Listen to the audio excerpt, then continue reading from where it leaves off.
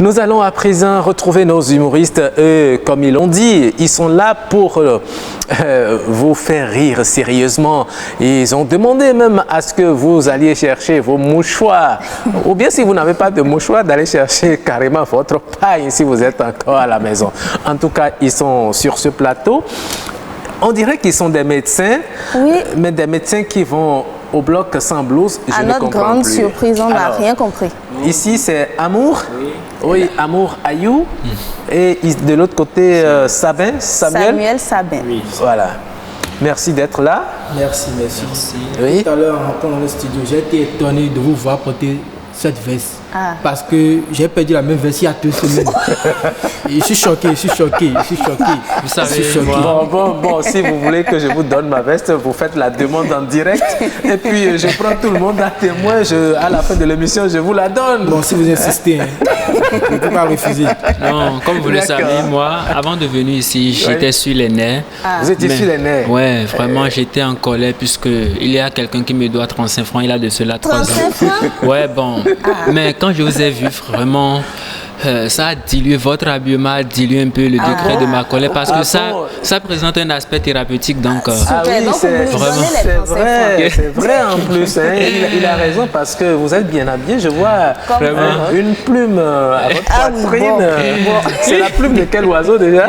Devinez, je vous laisse deviner. Si vous devinez, je vous promets un cadeau. Je prends les téléspectateurs à témoin. C'est la plume d'une poule rouge. C'est pas une poule rouge du tout. En tout cas, c'est joli. Hein? Merci Rock, c'est pareil pour vous. Hein. Aujourd'hui, nous, on n'a pas porté les blouses parce qu'on dit il faut innover la créativité. Nous, on ne veut pas faire comme tous les autres docteurs. Et ce que vous avez mis sur la tête là, c'est pour aller où?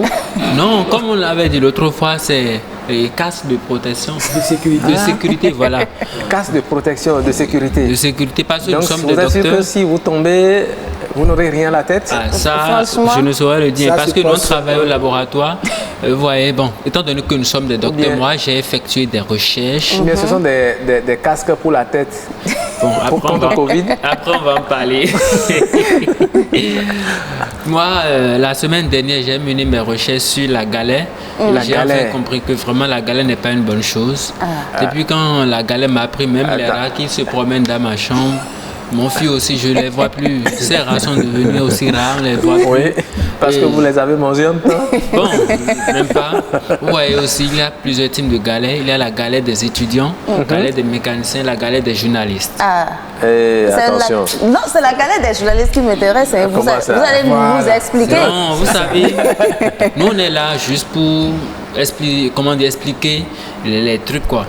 Quand un étudiant est en galère, c'est en ce moment son bic devient un bonbon à bâton.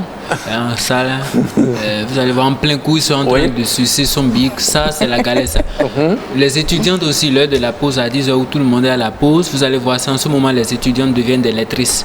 Elles sont concentrées devant les romans en train de lire. Voilà, ça, c'est les effets de la galère. C'est ça. Mais quand la galère prend un mécanicien, surtout en temps d'amaton, c'est là où la moteur devient pommade. Mais là où c'est un peu intéressant. Vous allez nous expliquer un peu la suite, hein, Samuel Sabin. Non, lui a parlé de la galère. Moi, je ne veux pas parler de la galère. Moi, constatons qu'il y a crise économique. La crise économique sévit et moi, ça me gêne beaucoup. Et c'est ça qui m'a poussé à entrer au laboratoire et j'ai fait mes recherches et j'ai découvert. Comment ça s'appelle déjà votre laboratoire? Bon, les médecins du riz. Les médecins du riz. Donc, en faisant mes recherches, j'ai découvert que c'est à cause du nombre, l'augmentation anarchique du célibat qu'il y a crise économique. Comment ça? Vous allez comprendre tout à l'heure. Vous voyez, moi je ne peux pas comprendre. J'ai invité un ami, j'ai dit frère, si on va manger comme, il vient s'asseoir, il m'en cause 1500. Si c'était pas... Attendez, c'est sans poisson. Ouais, ça cause la crise économique et c'est pas bon, il faut lutter contre ça. C'est grave. Mais ça, c'est petit. C'est une amie qui a mangé. Non, c'est un ami. C'est un ami. Il est d'ailleurs assis là. C'est lui qui a mangé ça. C'est preuve. C'est à cause de ça que je l'ai amené. Il ne peut pas refuser. Malheureusement, les téléspectateurs ne peuvent pas le voir. Effectivement, vous êtes venus à 3. Exactement. Parfois, tu les achètes. Non. Lui-même, Il diminue un peu les il sait combien il a mangé. Il sait combien il a mangé. Comme 1500. 1100 poissons. On va manger comme pour 1500. Bon, Ça, c'est un événement. Excuse-moi, je demande au ministre de l'économie, non, ministre du développement, et de trouver une solution à ça. S'il faut même organiser des mariages surprises pour ces gens qui sont célibataires. Parce que s'ils sont mariés là, ils vont maintenant travailler et ils vont plus manger comme ça. Eux seuls, 1500. C'est vraiment criard. C'est vraiment criard. Je parlais, on doit vraiment lutter contre la galère, surtout la galère des journalistes. Vous y tenez. Oui, non, on doit lutter. Vous voyez les efforts que vous financez ici en matière de communication, tout. Quand la galère prend un journaliste, c'est en ce moment, il cherche Novella sur KPFM. Je suis sûre que ce n'est pas encore arrivé. C'est pas encore arrivé. Mais ça n'arrivera pas, c'est la grâce de Dieu. C'est vous qui cherchez Novella. Oh non, c'est au laboratoire qu'on a découvert ce type de galère. D'accord. Ce sont les fruits de nos recherches. On a compris. Les fruits de vos recherches sont assez importants. Je ne sais pas si je dois le dire maintenant. Bon, le temps, malheureusement, est non, réservez ça. Quand vous allez descendre, vous savez, il y a de grands professeurs qui sont dans ce studio. Ceux qui ont des laboratoires, ils vont vous poser certaines questions sur votre démarche méthodologique. Exactement. Justement, on fait de la recherche quantitative et qualitative. Ah, d'accord. En tout cas, le professeur Roch est là, il va vous poser la question. Je ne sais pas s'il faut les appeler médecins ou... Ils sont revenus de leur laboratoire et ils sont encore allés faire une recherche. Ils me demandent de leur demander ce qu'est un casier judiciaire. Ah. Oui, amour. Bon, vous savez, C'est quoi un casier judiciaire? casier judiciaire, aujourd'hui, les gens pensent que quand on parle de casier judiciaire, c'est un thème extraordinaire. Non. Casier judiciaire, c'est le nombre de casiers de jus, d'ananas, de baobab ou de citron qu'un individu a bu. Là, c'est terrible. C'est tout. Ah bon? Voilà. Ça, vous êtes du même avis, Samuel? Très. Ah bon? Il dit très même. C'est ce que vous avez sorti de votre laboratoire. Voilà, bon, on a eu Casier constitué de quoi? De bière, de jus? De nombre de jus? le nombre de casiers de jus d'ananas ou de baobab qu'un individu a bu. Ah là, D'accord. je crois que vous allez refaire vos recherches. Hein, là. D'accord, on a compris. Hein. On a compris. Ah, Et vous voulez parler du piment.